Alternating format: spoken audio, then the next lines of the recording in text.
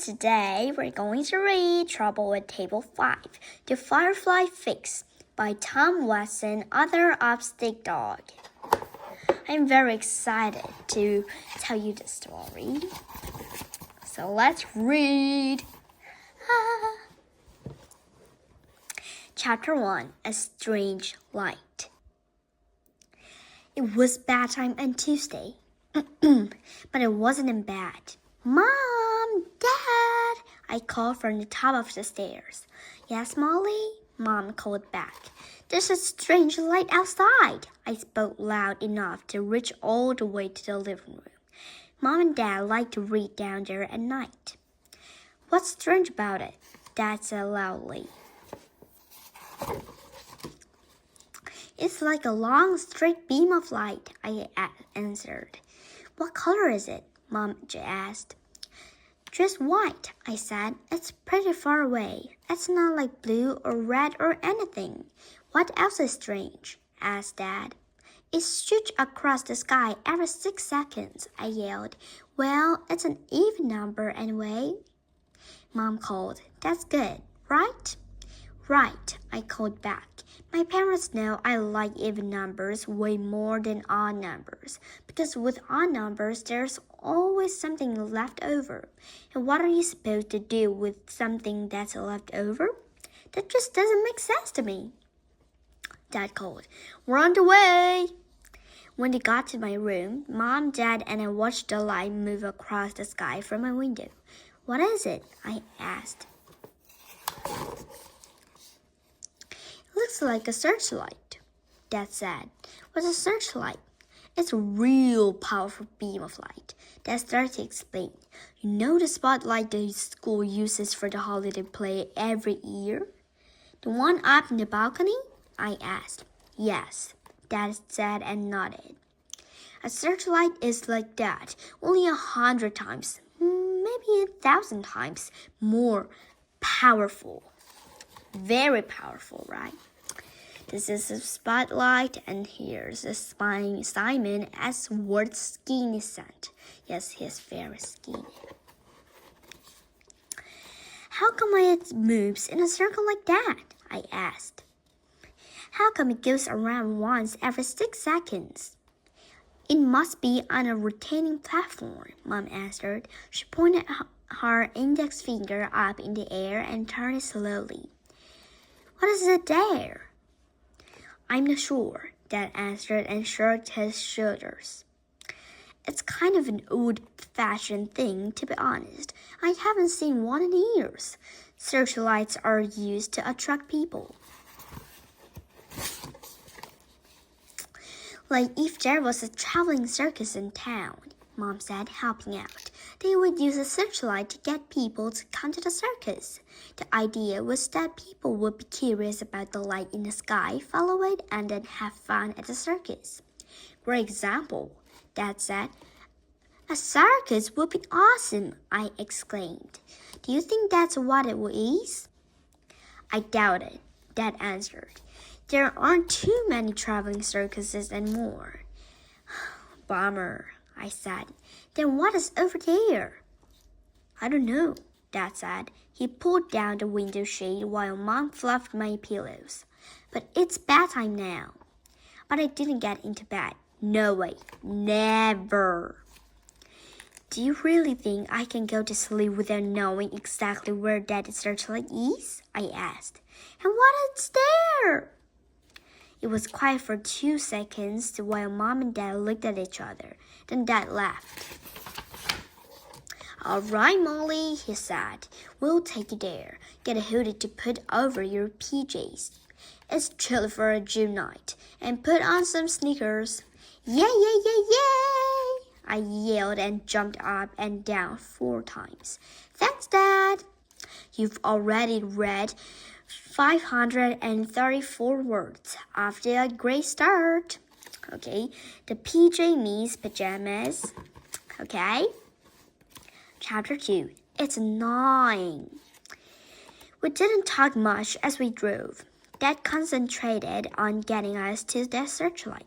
Mom helped by watching the light and telling him when to turn. I was busy looking out the window. Sometimes when I look out the car window, I'm so busy that I forgot to blink. And I have to say in my brain, blink, Molly, blink. We got to the searchlight. It wasn't a cool traveling circus. It was a boring car dealership.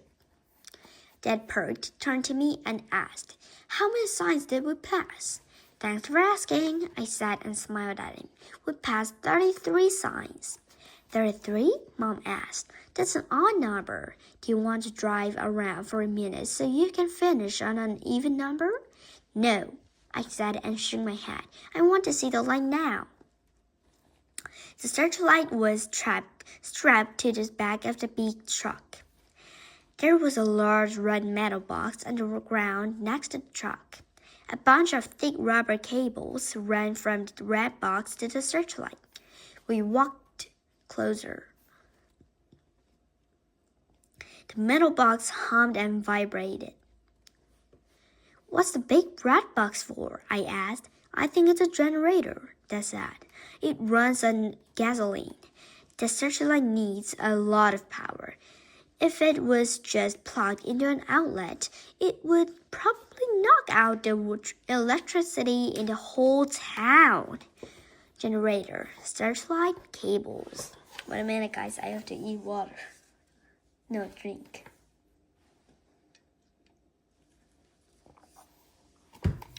Thank you for waiting. Okay.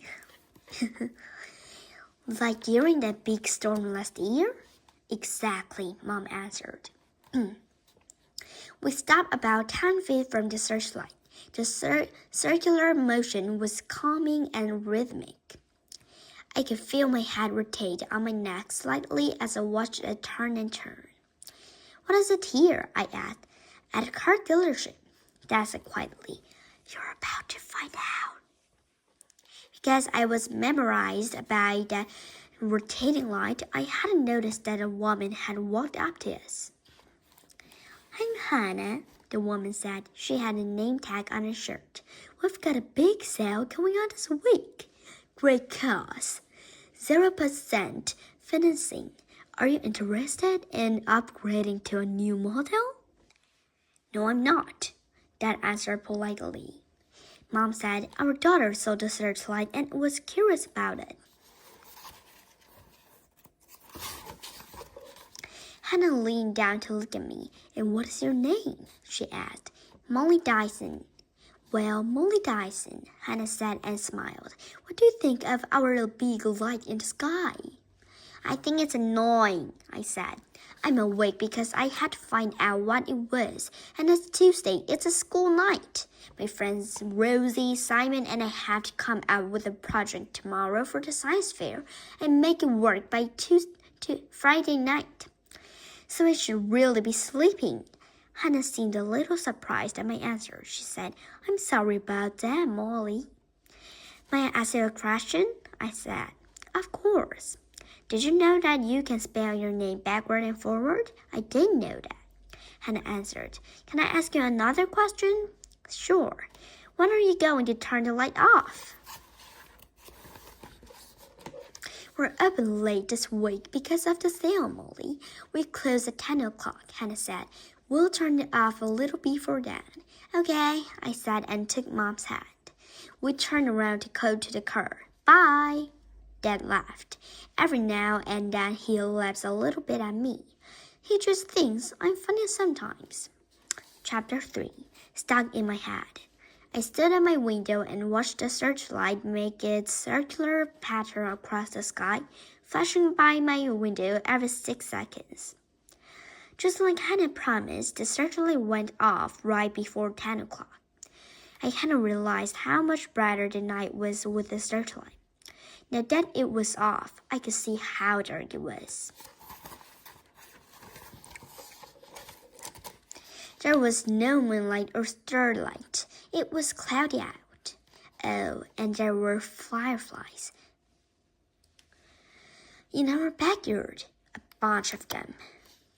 How could something so little blink so brightly? The searchlight needed a big red gasoline-powered generator to shine its light.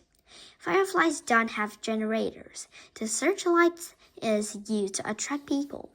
Fireflies use their light to attract other fireflies, I thought. I didn't know that for sure. There was something there, right at the edge of my mind.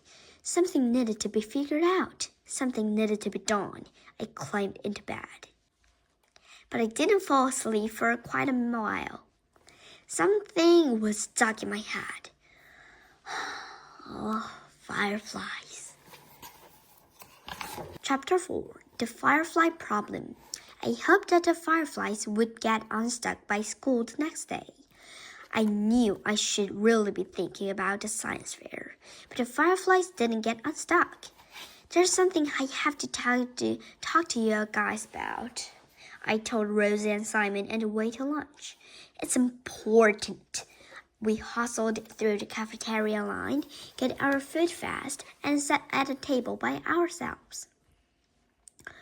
For lunch today, we had chicken nuggets, a banana, and a scoop of mashed potatoes. Wow, I love chicken nuggets. It's yummy. I like bananas because they're the same color on the outside and the inside. The outside is dark yellow and the inside is light yellow. No problem. I don't like fruits that are one color on the outside but a totally different color on the inside. Like watermelon is green on the outside but red on the inside. Oh, do you guys know the yellow watermelon? I have seen it in the picture. Or apples are red on the outside but white on the inside. It just doesn't seem very honest. You know what I mean? So I like bananas. I broke mine into 8 bite-sized pieces. Rosie, I said, can I ask you something? Here it comes. Simon said, what? I said, here what comes? Simon and I could tell something was bugging you, Rose said. We just figured it out. Was the science fair. I know you're worried about coming up with the project. We are too. I smiled. They knew me so well. Simon asked, so what is it? It's not the science fair, I answered.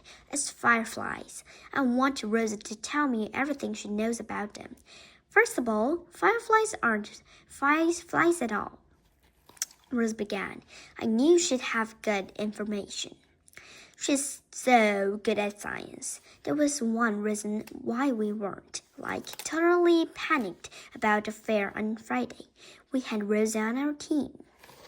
Yes, please remember fireflies aren't flies.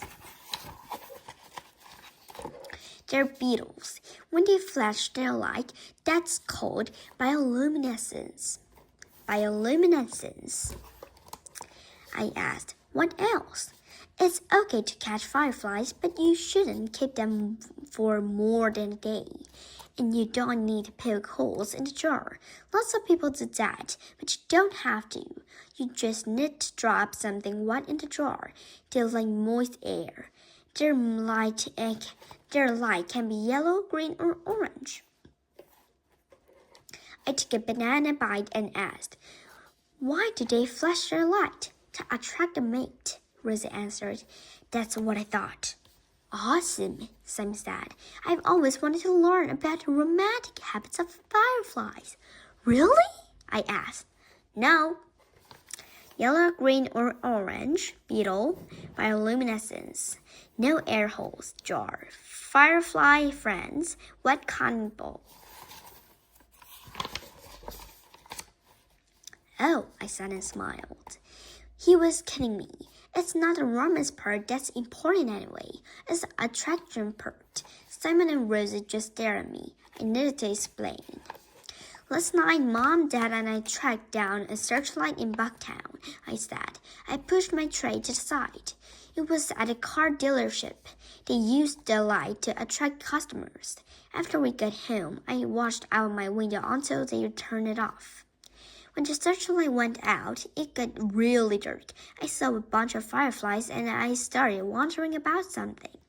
And it got stuck in my head. Here it comes, Simon said. Rosie nodded.